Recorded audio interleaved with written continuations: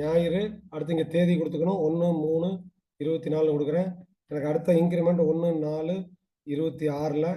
இங்கே வந்து 5600 கொடுக்குறேன். இங்கே 250 ரூபா இன்க்ரிமெண்ட்டு. 12 மாதத்துக்கு ஒரு முறை. டபுள் வேஜஸ் எனக்கு இருக்குது. இதெல்லாம் கொடுத்து முடிச்சுட்டு இந்த ஸ்க்ரீன் ஃபுல்லாக கொடுத்துட்டு 1 ரூபா ரவுண்ட் ஆஃப் கொடுத்ததுக்கப்புறம் அலவன்ஸ் போங்க. இதில் போய் நான் என்ன பண்ணுறேன், முதல்ல எடுத்தோன்னா பேசிக் சேர்த்தணும், ப்ளஸ் கொடுத்துட்றேன். டிஏ எனக்கு 35% அதே வந்துருச்சு.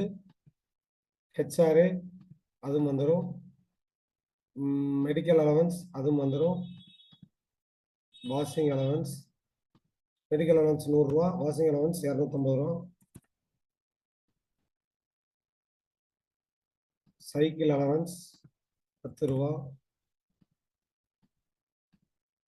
டபுள் வேஜஸ் வந்துருச்சு. இப்போ அடுத்து என்ன சார், டிடக்ஷனுக்கு போகிறேன்.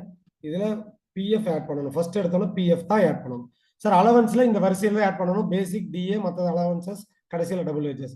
அதே மாதிரி இங்கே பிஎஃப்ல முதல்ல பிஎஃப் ஆட் பண்ணிக்கணும் பிடித்தங்கள்ல. அடுத்தது ஃபெஸ்டிவல் அட்வான்ஸ் அந்த மாதிரி எதாவது ஆட் பண்ணிட்டு கடைசியாக லாஸ் ஆஃப் பே, எல்ஓபின்னு சொல்கிற லாஸ் ஆஃப் பே கொடுக்கணும். இப்போ ஃபெஸ்டிவல் அட்வான்ஸ் வந்து நம்ம இங்கே டைப் பண்ணுற மாதிரி கொடுத்துக்கலாம். 0% கொடுத்ததுனால இங்கே வந்து என்ன பண்ணுறோம், 2000 ரூபாய்னா 2000 ரூபாய் கொடுத்து வச்சுக்கலாம். ஓகே, இப்போ இது கொடுத்துட்டு என்ன பண்ணுறீங்க, சேவ்ங்கிற பட்டன் கொடுக்கணும்.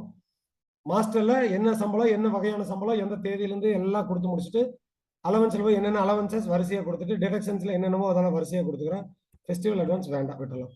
ஓகே, இது கொடுத்துட்டு என்ன பண்ணுறோம், சேவ்னு கொடுத்துறோம். ஸோ இங்கே லிஸ்ட்லேயே ஆட் பண்ணியிருந்தா கூட அது வந்து என்ன ஆகும், அங்கே சேவ் ஆகி வந்துடும்.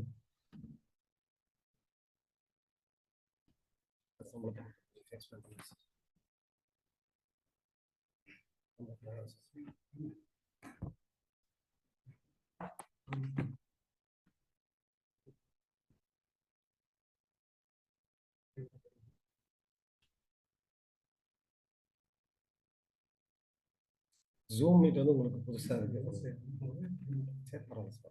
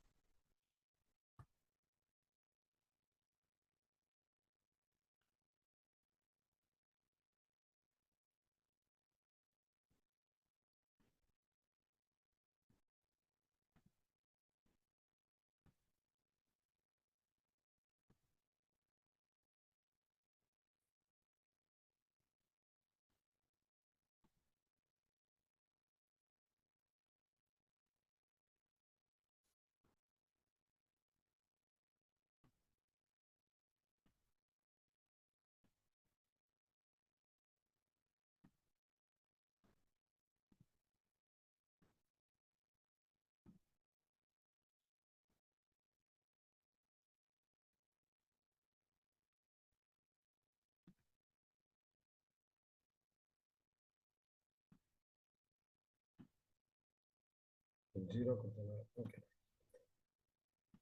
இந்த டீடைல்ஸ் எல்லாம் கொடுத்துக்கிறோம். சாரிங்க, தடங்களுக்கு மன்னிக்கவும்.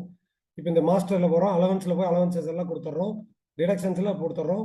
எல்லாம் கொடுத்துட்டு இந்த என்னென்ன வேணுமோ டீடைல்ஸ் எல்லாம் கொடுத்து முடிச்சதுக்கப்புறம் சேவ்ங்கிற பட்டன் கொடுத்துட்டீங்கன்னா பணியாளர் விவரங்கள் வெற்றிகரமாக சேமிக்கப்பட்டு விட்டதுன்னு வந்துடும். சரின்னு கொடுத்துருங்க, இதை விட்டு வெளியே வந்துடும். இவ்வளோதான், ரொம்ப சிம்பிளாக ஒரு ஸ்டாஃபை ஆட் பண்ணிக்கலாம்.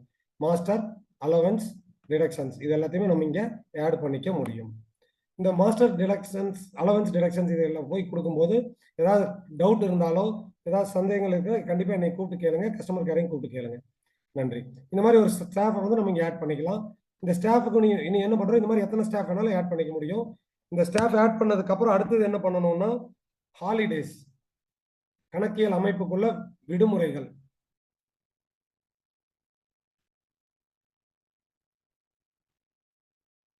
என்ன பண்ணோம்னா நம்ம உங்க சிஸ்டங்கள்ல ஓபன் பண்ணி பார்த்தீங்கன்னா தெரியும், ஒரு 10 வருடத்துக்கான நம்ம சாஃப்ட்வேர் வந்து என்ன ஆயிருக்கும், 10 வருடத்துக்கான அந்த விடுமுறை நாட்களை நம்ம சாஃப்ட்வேர் அதில் போட்டிருக்கோம்.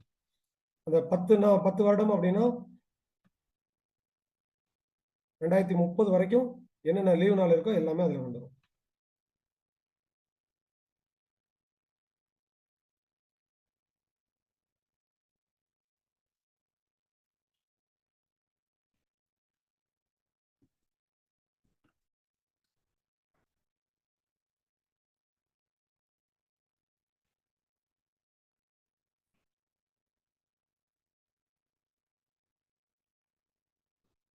ஓகே, இப்போ ஸ்கிரீன் உங்களுக்கு தெரியும்னு நினைக்கிறேன்.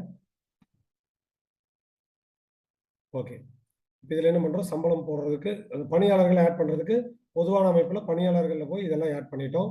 இந்த சைக்கிள் அலவன்ஸ் அந்த டெய்லி பேசிஸ் மாற்றுறது மட்டும் மறந்துட்டு அப்ளை சொல்கிறதுக்கு அதை காமிச்சிடுறேன்.